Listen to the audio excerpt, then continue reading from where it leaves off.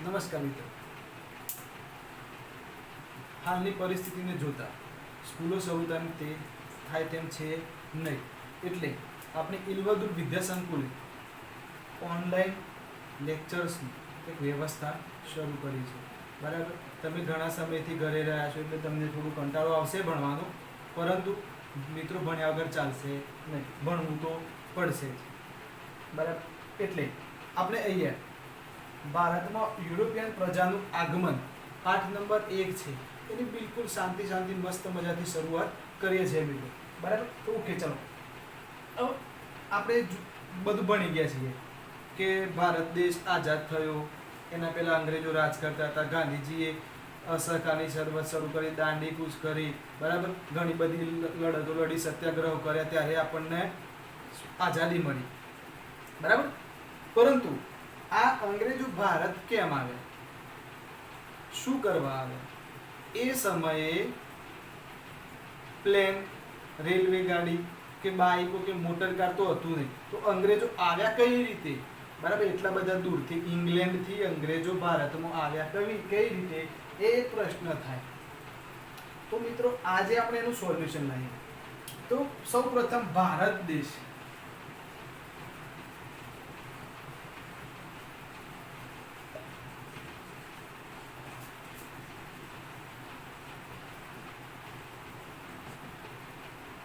સાંસ્કૃતિક અને સમૃદ્ધ, એનો સાંસ્કૃતિક વારસો અને એની સમૃદ્ધિ ખૂબ જ હતી. બરાબર, ભારત દેશની અંદર સાંસ્કૃતિક વારસો હજારો વર્ષો જૂનો છે, જૂના મંદિરો, ઘણું બધું મંદિરોમાં ઘણું બધું સોનું, ખજાનાઓ હાલ પણ છે.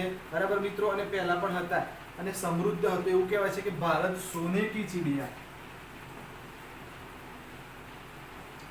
સોને કી ચિડિયા કહેવાતું હતું મિત્રો.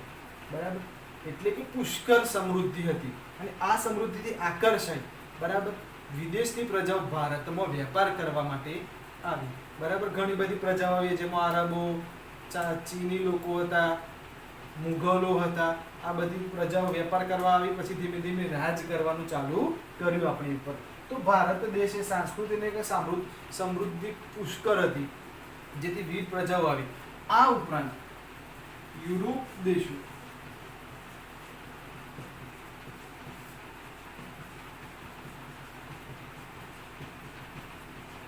ભારતના, આ મિત્રો ખાસ યાદ રાખજો, મરી, મસાલા, તેજાના, મલમલ,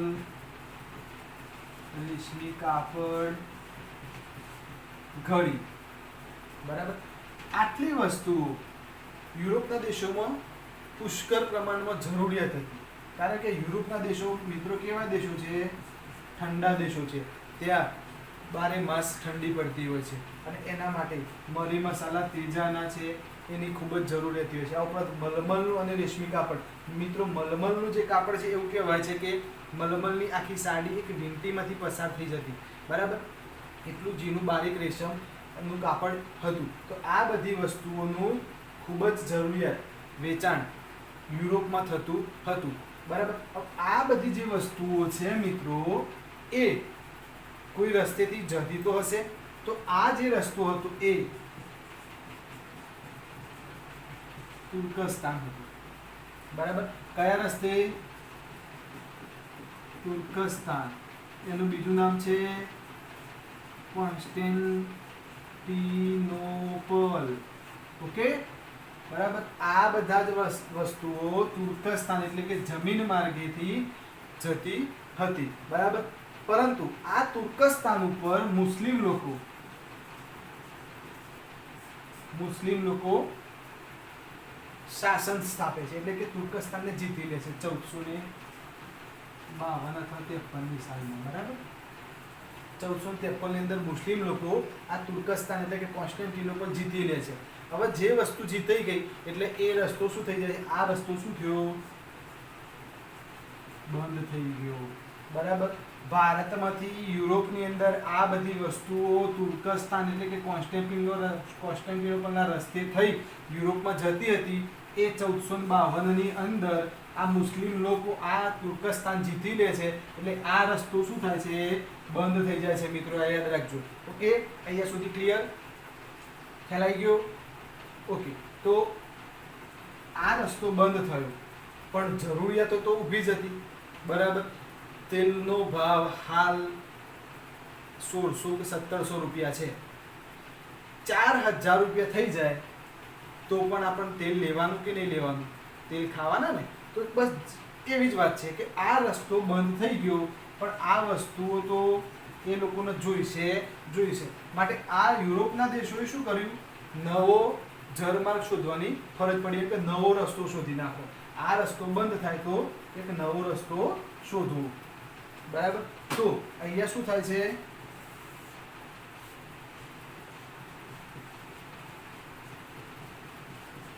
નવો જળમાર્ગ શોધવાની જરૂર પડે છે.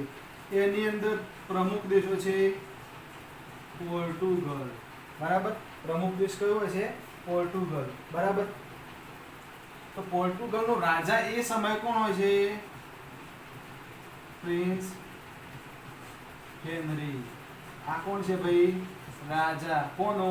પોર્ટુગલનો, બરાબર. તો આ પ્રિન્સ હેનરી ભાઈએ એવું નક્કી કર્યું કે કોઈ પણ વસ્તુ ગમે તે કરો પણ નવો જળમાર્ગ શોધો, ભારત જવાનો રસ્તો શોધો, બરાબર. ઇનામો આપવાની જાહેરાત કરી દીધી આ ભાઈએ, અને ઘણા બધા લોકો તૈયાર પણ થઈ ગયા. એમાં સૌથી પહેલું નામ છે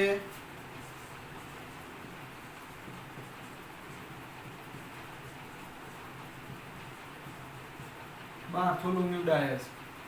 બાર્થોલોમ્યુ ડાયસે ભારત શોધવા માટે પોતાનો નૌકા કાફલો લઈને નીકળી પડ્યા, અને આ ભાઈ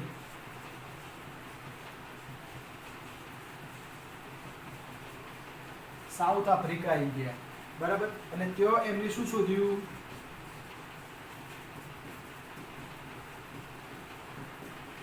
કેપ ઓફ ગુડ હોપ નામની શું છે ભાઈ? આ શું છે ખબર છે?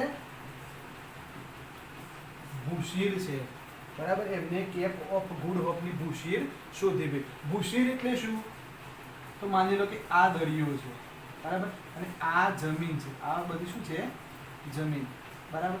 તો દરિયાની અંદર જમીનનો લાંબો છેડો એટલે શું થાય? ભૂશીર. ફરીથી મિત્રો કે ભૂશીર એટલે દરિયાની અંદર જમીનનો લાંબો છેડો એટલે ભૂશીર. એમની અહીંયા કેપ ઓફ ગુડ હોપની ભૂશીર શોધી મિત્રો, બરાબર. પછીથી આ ભાઈ પાછા આવી ગયા. એટલે ટૂંકમાં તમારે એટલું યાદ રાખવાનું કે બાર્થોલોમ્યુ ડાયસે શું શોધ્યું? તો કેપ ઓફ ગુડ હોપની ભૂશીર શોધ્યું. શું શોધ્યું? કેપ ઓફ ગુડ હોપ, બરાબર, ની ભૂશીર શોધી નાખી. ત્યારબાદ બીજા એક ભાઈ હતા ક્રિસ્ટોફર કોલમ્બસ, બરાબર મિત્રો. અહીંયા હું રફ કરું છું, તમારે આ જેમ જેમ હું બોલતો જાઉં છું એમ તમારે નોટબુકની અંદર લખતા જવાનું છે મિત્રો. તો આ બાર્થોલોમ્યુ ડાયસ પછી ત્યાર પછી છે ક્રિસ્ટોફર કોલમ્બસ.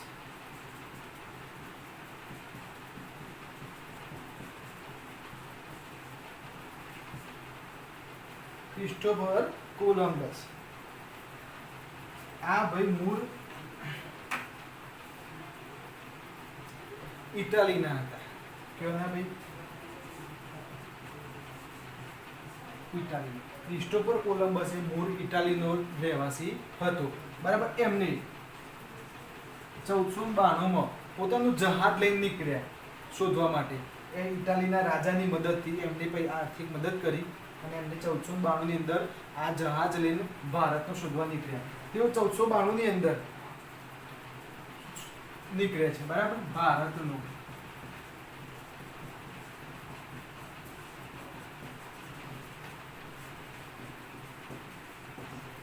નીકળે છે. હવે યાદ રાખજો મિત્રો કે આ ભાઈને એવું માનવું હતું કે પશ્ચિમ બાજુ જવું હોય તો પૂર્વમાં થઈને પણ જવાય. માની લો કે મિત્ર પૃથ્વી છે, બરાબર. યુરોપ અહીંયા છે, ભારત અહીંયા છે. હવે અહીંયા આપણે જવું હોય તો અહીંથી પણ જવાય, અહીંથી પણ જવાય, બરાબર મિત્રો. બે વસ્તુ યાદ રાખજો, આમ થઈને જવાય, આમ થઈને જવાય. ટૂંકમાં ઘોડનું ચક્કર મારો તો બંને બાજુ મરાય, બરાબર. તો આ ભાઈનું માનવું હતું કે પશ્ચિમમાં જવા, પૂર્વમાં જવા, પશ્ચિમ બાજુથી જવું.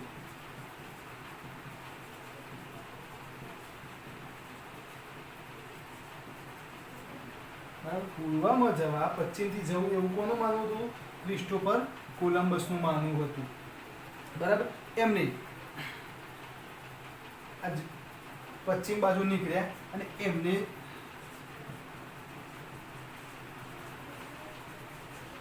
વેસ્ટ ઇન્ડિઝ ટાપુઓની શોધ કરી મિત્રો. બરાબર, ક્રિસ્ટોફર કોલંબસે કોની શોધ કરી? વેસ્ટ ઇન્ડિઝ ટાપુ. યાદ રાખજો મિત્રો. હો, Bartholomew Dias, Cape of Good Hope, West Indies ટાપુ. ક્રિસ્ટોફર કોલંબસ આમને આ વેસ્ટ ઇન્ડિઝ ટાપુની શોધ કરી. પરંતુ આ ભાઈ જ્યાર સુધી જીવ્યા ક્રિસ્ટોફર કોલંબસ ત્યાર સુધી એમને એવું જ હતું કે એમને ભારત શોધી લીધું છે. બરાબર, ક્રિસ્ટોફર કોલંબસે વેસ્ટ ઇન્ડિઝ ટાપુઓ શોધ્યા અને એમને મર્યા ત્યાર સુધી એવું હતું કે મેં ભારત શોધ્યું છે. વાસ્તવમાં એમને ભારત શોધ્યું નહોતું. એમને બીજો એક પ્રદેશ શોધી લીધો. બરાબર મિત્રો, અને એમને શું શોધ્યું હતું? અમેરિકા શોધ્યું હતું. ક્રિસ્ટોફર કોલંબસે અમેરિકા શોધ્યું. બરાબર, પરંતુ એમને ખ્યાલ નતો કે મેં શું શોધ્યું છે. આ ખ્યાલ કોને આવ્યો? અમેરિગો વેસ્પુચી આવ્યો.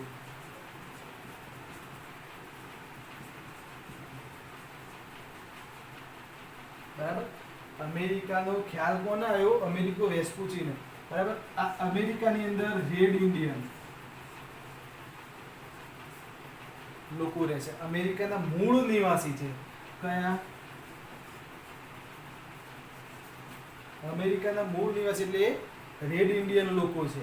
અને આ ક્રિસ્ટોફર કોલંબસે ઇટાલીના હતા. એમને ભારતનો જળમાર્ગ શોધવા નીકળે છે, પરંતુ એવો વેસ્ટ ઇન્ડિઝ ટાપુની શોધ કરે છે અને એમને એવું લાગે છે કે મેં ભારત શોધી લીધું ને મૃત્યુ પામે છે. ત્યારબાદ આ જે પ્રદેશ છે વેસ્ટ ઇન્ડિઝ ટાપુનો, એને અમેરિકો વેસ્પુચી શું નામ આપે છે? અમેરિકા નામ આપે છે. અમેરિકો વેસ્પુચીએ ક્રિસ્ટોફર કોલંબસે જે પ્રદેશ શોધ્યો હતો એના નામ આપ્યું અમેરિકા. બરાબર મિત્રો, અહીંયા સુધી ક્લિયર? ફરીથી ક્વિક રિવિઝન કરી લઉં છું. ભારતનો સાંસ્કૃતિક અને સામૃદ્ધિક વારસો ખૂબ જ સમૃદ્ધ હોવાથી વિદેશની પ્રજાઓ આવી.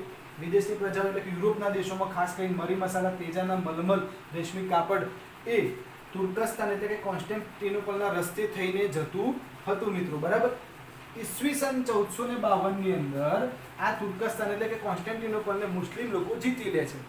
એટલે એ રસ્તો શું થઈ જાય છે? બંધ થઈ જાય છે. એટલે આ યુરોપના લોકોને નવો જળમાર્ગ શોધવાની ફરજ પડે છે. આ જળમાર્ગ શોધવા માટે પોર્ટુગલના રાજા પ્રિન્સ હેનરીએ ખૂબ જ મદદ કરી. અને એમાં સૌથી પહેલા નીકળ્યા બાર્થોલોમ્યુ ડાયસ નામનો એક નાવિક ખલાસી, અને એને સાઉથ આફ્રિકાની અંદર કેપ ઓફ ગુડ હોપ નામની ભૂશીર શોધી લીધી. બરાબર, ત્યારબાદ છે ક્રિસ્ટોફર કોલંબસ 1492 ની અંદર જળમાર્ગ શોધવા નીકળે છે. એને શું શોધ્યું ભાઈ? વેસ્ટ ઇન્ડિઝ ટાપુઓ એટલે કે અમેરિકા ખંડ શોધ્યું. બરાબર, હવે અમેરિકા ખંડ હકીકતમાં શોધ્યો કોને? ક્રિસ્ટોફર કોલંબસે. પણ જાહેર કોને કર્યું કે આ વસ્તુ છે અમેરિકો વેસ્પુચી? એટલે અમેરિગો ઉપરથી અમેરિકા નામ આપી દીધું છે મિત્રો. ઓકે, ત્યારબાદ હવે જુઓ કે આ ત્રણનું ભારત મળતું નથી. તો ભારત કોને મળે છે? તો ભારત હવે આપણે જોઈએ મિત્રો કે ભારત જે છે એ એક નસીબવાળો વ્યક્તિ છે જેને વાસ્કો દ ગામા તરીકે ઓળખવામાં આવે છે મિત્રો. બરાબર, ભારતના નસીબવાળા વ્યક્તિને વાસ્કો દ ગામા એને ભારત શોધ્યું હતું.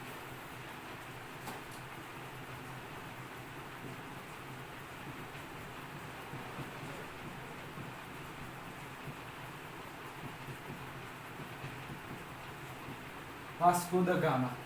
બરાબર, આ વાસ્કો દ ગામા પોતાનું જહાજ લઈને નીકળે છે. બરાબર, પોર્ટુગલના વતની છે અને ભારત આવવાનો જળમાર્ગ શોધવા નીકળે છે. આ ભાઈ કેપ ઓફ ગુડ હોપ થઈ આગળ આવે છે. ત્યાંથી સાઉથ આફ્રિકા, સાઉથ આફ્રિકાનું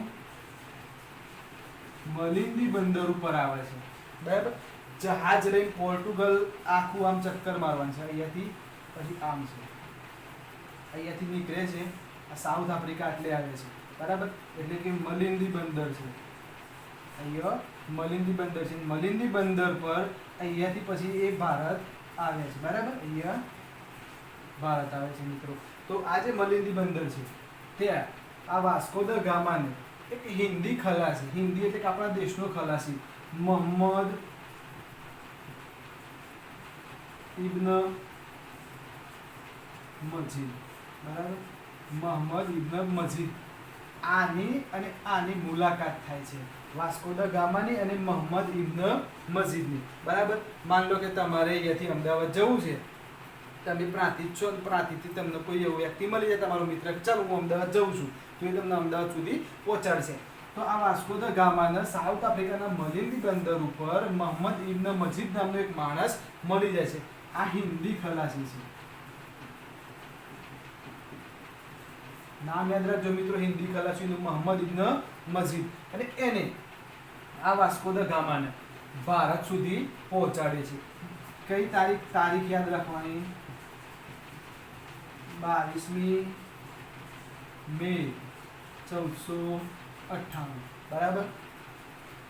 22મી મે 1498 વાસ્કો દ ગામા ભારત આવી જાય છે. એટલે કે ભારત શોધવાનો શ્રેય કોને મળે છે?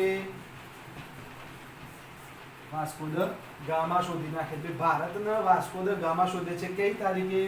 22મી મે 1498, બરાબર. એ સૌપ્રથમ પશ્ચિમ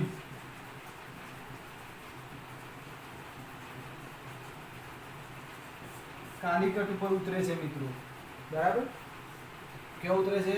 કાલિકટ બંદરે ઉતરે છે. પશ્ચિમ કિનારે આવેલું બંદર છે કાલિકટ બંદર. હવે મિત્રો આ કાલિકટ બંદરની અંદર એક રાજા હોય છે જેને જામોરી નામ હોય છે. કાલિકટ બંદરનો જે રાજા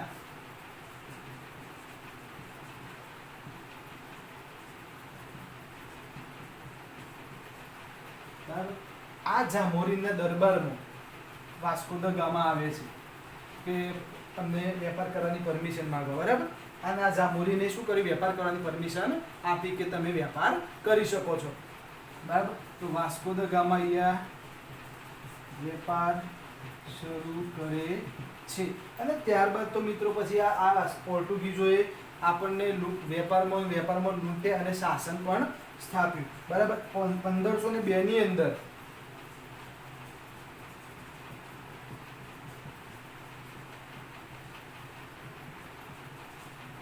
કોઠી સ્થાપે છે મિત્રો, બરાબર. 1502 ની અંદર વેપાર કરવા માટે પોર્ટુગીઝો કોઠી એટલે કે કિલ્લો, આમાં કિલ્લો સ્થાપ્યો એટલે એનો સેનાપતિ હોય, બરાબર. એની રક્ષણ કરવા માટે એનો સેનાપતિ હોય. તો આમનો સેનાપતિ કોણ હતો? અલ્બુકર્ક. યાદ રાખજો મિત્રો, 1502 ની અંદર કોઠી સ્થાપે છે કોણ? પોર્ટુગીઝો. એનો સેનાપતિ અલ્બુકર્ક હતો મિત્રો. આ અલ્બુકર્કે, બરાબર, ધીમે ધીમે રાજ્યો જીતવાના એટલે પ્રદેશ જીતવાનો શરૂ કર્યો મિત્રો, ભારતનો પ્રદેશ. તો આ અલ્બુકર્કે સૌથી પહેલા જીત્યું ગોવા, કોચીન, મેંગલોર, બરાબર, દીવ, દમણ, મુંબઈનો બેટ. આટલા સ્થળો આ લોકો જીતી લે છે વેપાર કરતા કરતા. હવે વિચારો મિત્રો કે 100 વર્ષની અંદર આના પર રાજ કરે છે, બરાબર. પોર્ટુગીઝ લોકો ગોવા, કોચીન, મેંગલોર, દીવ, દમણ અને મુંબઈનો બેટ જીતીને કેટલા વર્ષ? 100 વર્ષ રાજ કરે છે મિત્રો. તો તમારે યાદ રાખવું પડશે મિત્રો કે પોર્ટુગીઝોએ કયા કયા સ્થળો જીતી લીધા, અથવા પોર્ટુગીઝોએ સૌપ્રથમ કોઠી ક્યારે સ્થાપી? તો 1502 ની અંદર, બરાબર. કયો સ્થાપી? બરાબર. તો એ છે 1502 ની અંદર કોઠી સ્થાપે છે પોર્ટુગીઝોને. એમને કિલ્લોનો સેનાપતિ બનાવે. સેનાપતિનું નામ હતું અલ્બુકર્ક. અલ્બુકર્કે ગોવા, કોચીન, મેંગલોર, દીવ, દમણ અને મુંબઈનો બેટ જીતી લે છે મિત્રો, બરાબર. આમ આ ભારતમાં યુરોપિયન પ્રજાનું આ રીતે આગમન થાય છે અને તેઓ ભારતની અંદર ધીમે ધીમે શાસનની શરૂઆત કરે છે. ઓકે મિત્રો, તો ફરીથી હું તમને આખું ક્વિક રિવિઝન કરાવી દઉં છું, બરાબર. યાદ રાખજો કે ભારતમાં ખૂબ જ સમૃદ્ધિ હતી, વિદેશની પ્રજા આવે છે, બરાબર. અહીંયા તમારે યાદ રાખવું, સૌપ્રથમ પાઠની અંદર શું આવ્યું?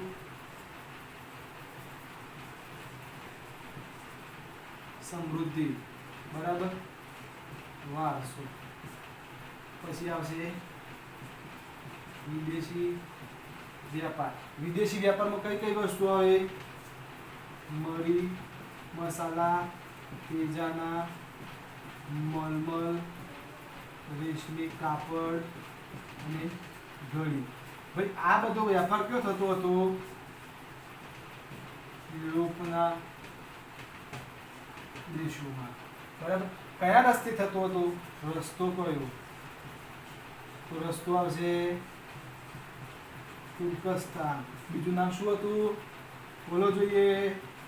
કોન્સ્ટેન્ટિનોપલ. બરાબર. હવે આ કોન્સ્ટેન્ટિનોપલને આપણા ભારતનો જે માલ સામાન આ રસ્તે તુર્કસ્તાનના રસ્તે થઈ યુરોપના દેશોમાં જતો હતો, એને કોણ જીતી લે છે? મુસલમાન.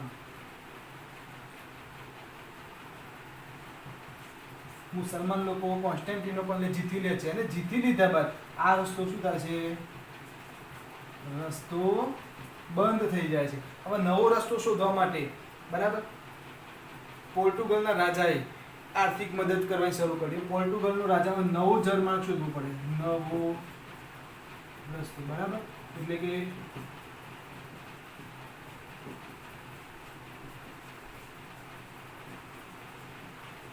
Prince Henry. પોર્ટુગલનો રાજા પ્રિન્સ હેનરી. એમાં પહેલું કોણ હતો ભાઈ?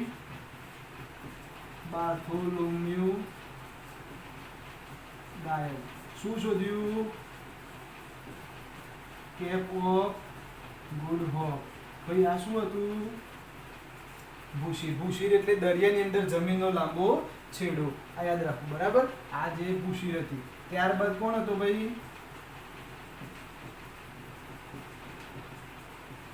Christopher Columbus.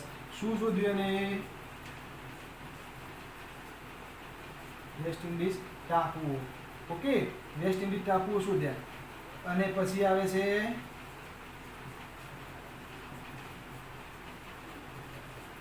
અમેરિકો વેસ્પુચી. એને કોલંબસને જે શોધ્યું હતું વેસ્ટ ઇન્ડિઝ ટાપુઓ, આનું નામ શું આપ્યું? અમેરિકા. અને ત્યારબાદ આવે છે 1498માં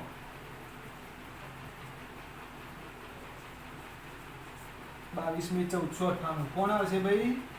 શાબાશ, વાસ્કો દ ગામા. ઓકે, આને શોધ્યું. ક્યાં ઉતર્યો? કાલિકટ બંદર. એનો રાજા કોણ હતો? જામોરી. બરાબર. 1502માં કોઠી સ્થાપના. સેનાપતિ કોણ?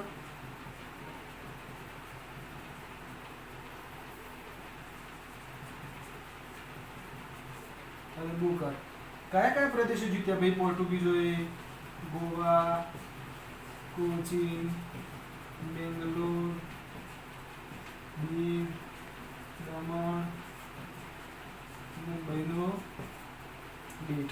ઓકે, આટલું ખ્યાલ આવી ગયો? બરાબર મિત્રો. તો આ જે છે તમારે લેસન જેમ જેમ હું બોલતો ગયો છું તમારે ઇયરફોનથી સાંભળવાનું, એ લેસન કરી દેવાનું છે મિત્રો. ઓકે, સ્ક્રીનશોટ લઈ લેજો. Thank you.